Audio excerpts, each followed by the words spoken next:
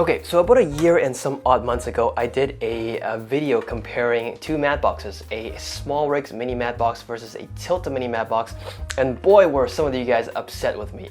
And you guys were upset because I compared it to the SmallRig Mini Matte Box that was technically not out yet. So at the time, they just announced it, and I saw that they made some improvements over the Tilta, and so I was like, cool, let's talk about it. And so I made a video talking about it, and so that's why I didn't actually have the product in hand during that time. And you guys were rather upset that I was comparing something that I didn't have, which is fair. But to be perfectly honest, when I made that video, I specifically said that was not a review and that I did not have the product. So it's not like I didn't disclose it. But anyways, I just so happened to have these two matte boxes, and so I figured, like, why not redeem myself a little bit and actually do a hands-on comparison between the Tilta Mini Matte Box and the SmallRig Mini Matte Box. Now I know these products are no longer new, but you know, they're still in the market, they're still relevant, and I feel like people are still looking for them, and so therefore hopefully this video helps you guys out a little bit. If you guys remember, I talked about a lot of complaints that I had with the Tilta and how SmallRig fixed a lot of them, and that still applies. So if you want to watch that video, you can click the link above. If not a big deal. I'll quickly brief over some of the ones that I mainly talked about. So first and foremost, the Tilta one, I talked about how that there is no filter tray on the front. So basically it only has these grooves along the top and the bottom. The bare bone filter essentially slides into these grooves and it locks into place using this tiny little locking pin, which is kind of dinky and it feels kind of dangerous and it feels not very secure. The SmallRig one comes with actual filter trays. So you can have, I believe, up to 3 filter trays, and they basically just pop off like so, and you can put the filters in here, and then you can slide the filters onto the matte box, kind of, and it kind of locks into place. And again, you can put up to 3 on there, and so it gets a little bit chunky and a little bit thick, but if you do need to stack filters, that is a way to do it. Whereas on the Tilta one, it can only accept 1 filter. So that's that. The other thing I talked about was the fact that the Tilta one has a rather unconventional 87mm opening for the lens. And that's strange because lenses are either 82, I mean the larger lenses are either 82 or 95, and there's 114 as well if you're talking about cinema lenses, but 95 is a cinema lens size, and then 82 is like a photo lens size, the largest photo lens size. So I just thought, like, why do this weird thing where you're kind of in between the two? If you're gonna go, why not just go all the way to 95, right? SmallRig obviously made that fix, and they made a 95mm opening, and as you can see, because it's 87, 95, they're really not that big of a difference. The size of the two matte boxes are pretty much the same. They're a little bit bigger, a little bit thicker, but not that big of a difference. They're pretty similar, still mini. Now, despite those fixes with the SmallRig Mini Matte Boxes, now having the two in my hand and using them for a bit, obviously I had this one much longer, I still prefer the Tilta Mini Matte Box over the SmallRigs, and here's why. The Tilta one, if you look at the top plate, it comes with 2 1/4-20s, 2 3/8s, and 2 cold shoes, and there's some more 1/4-20s in the middle, although I don't think you'll ever use these because they're so close to the knob. You probably can't fit anything in there anyways. But the key thing here is that this top plate is metal. And I think that's pretty important because if you look at the SmallRig one, it's there's 4 1/4-20s, but this whole top plate is plastic. And I feel like if you're going to be screwing something onto something else, it should be pretty durable, right?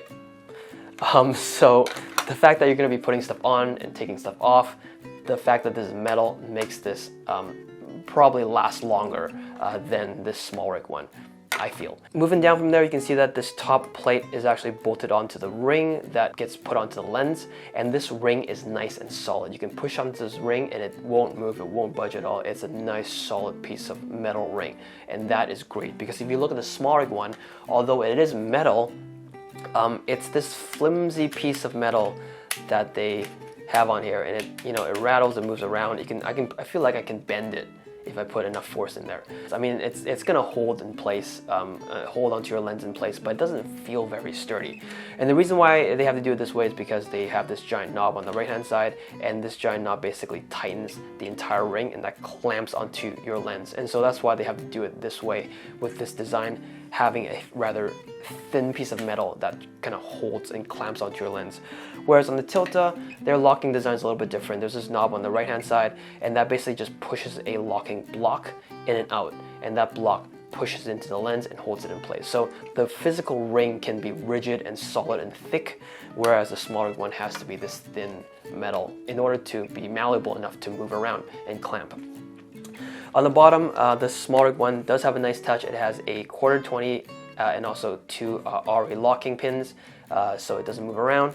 The Tilta one has a cold shoe adapter, but in terms of material and quality, this Tilta one is so much better, because if you look at the plastic for this Tilta one, first of all, there's more metal on this one, but the matte box itself is plastic. But the plastic itself, you can hear that, it's a soft rubber plastic.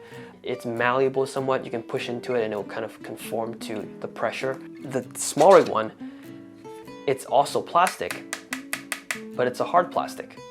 So the thing with this is that, you know, I feel like with a softer material, softer plastic, if I were to drop this, it should be able to absorb the impact and the vibrations pretty easily. Whereas on the SmallRig one, I feel like if you use this long enough and you're outside in the elements and it's under the sun for a long time, and then maybe it gets cold and it gets hot, I feel like this hard plastic is gonna get brittle, and at some point if you drop it, it's gonna crack or break.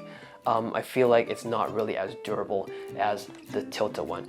And it's kind of funny because before getting the SmallRig one, just having the Tilta one, I thought this was kind of cheap. It was like, it was all plastic and stuff, and it just felt kind of cheap. But now that I've actually held both in my hands, I appreciate how much better in terms of the material that Tilta used. So the shortcomings that I mentioned with the Tilta Mini Matte Box, although they are complaints, but for me and my type of usage, I actually don't mind them too much. So first off, the filter tray issue, I actually find it kind of easier to not have to put it onto a tray and just take the filter out of the bag and just immediately slide it onto the matte box. And I just, you know, me being lazy, I find that to be much more convenient, to be perfectly honest. In terms of the locking mechanism of it, I didn't have any issues at all. The stacking aspect of it, I don't ever really use more than one rectangular filter on here. Not really a big deal for me. The opening of the lens being 87 millimeters also is not really a big deal for me, because I honestly only have photo lenses. So they're all 82 millimeters and below. So again, not a big deal for me. I have been eyeing some cinema lenses, primarily the McKay Cinema full frame primes, and surprisingly, those ones are 85 millimeters, which is rather unconventional, but hey, you know what? It works for this, so no complaints there, right? So the real downfall of this matte box is this, and this is the reason why I sometimes do still use the SmallRig one, even though I don't like this as much.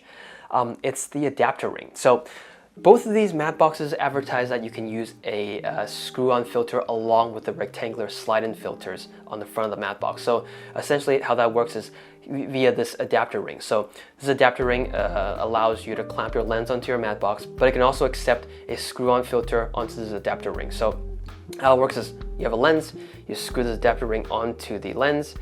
The clamp part where it clamps onto the matte box extrudes forward on this Tilta Mini Matte Box, and then on the inside of that you have another set of threads to put your filter ring onto that. So here's the problem with this Tilta one, is that because the clamp-on part extrudes forward, it really only gives you a very small room to put on a screw-on filter onto the inside of this adapter ring. If you have a smaller lens like a 62, 67, or 72 millimeters, I think you'll be fine. You can get a filter in there, no problem. But if you have a larger lens, 77 millimeters, 82 millimeters, you're gonna have a hard time putting a filter into there. 77, I think you can probably squeeze it in there, but you'll have trouble taking your fingers and putting that in between the two to tighten it up. For the 82 millimeter that I have here, you are not able to do that at all. So I have a Moment Cine Bloom filter, and that's 82 millimeters, and I physically cannot even get this into this opening it just doesn't fit. So the thing you can keep in mind is that although a filter is 82 millimeters, it's actually thicker than that in diameter, because there's the frame, the metal frame on the outside, there's the grooves where you have to hold on to. So overall, all in all, it's thicker and wider than 82 millimeters. And because the allowance for this adapter ring, the 82 millimeter thread versus the 87 millimeter opening is so small, you can't physically fit a screw-on filter onto the 82 millimeter adapter ring at all. So that is a huge downside. The SmallRig does something pretty creative that fixes this issue.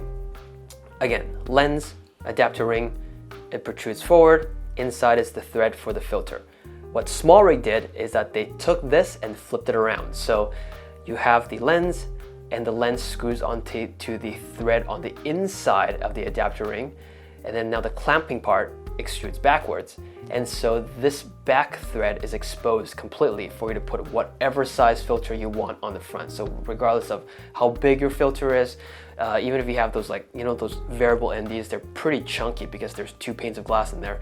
You can fit that on no problem, and you can, you know, manipulate it. You have complete freedom to do whatever you want with that front filter. Essentially what they did is that they flipped the 2 threads around, so you can use the front filters onto the thread that is completely exposed. And that is my opinion on these 2 matte boxes, the Tilta versus the SmallRig Mini Matte Box. This is a follow-up video from my other video that I did that unfortunately, embarrassingly, I compared the 2 matte boxes without ever owning the SmallRig Mini Matte Box. But hopefully this video helps some of you guys out. If you guys are looking for a matte box, I suggest, honestly, personal opinion, if you are primarily use photo lenses, and if you don't really need to use screw-on filters on your lenses, get this one. Personally, I would say if you can get the Tilta Mini Matte Box, this one does feel so much better. And that's it. That's my opinion on these 2 matte boxes. If you agree with me, give me a like. If you disagree with me, give me a like as well.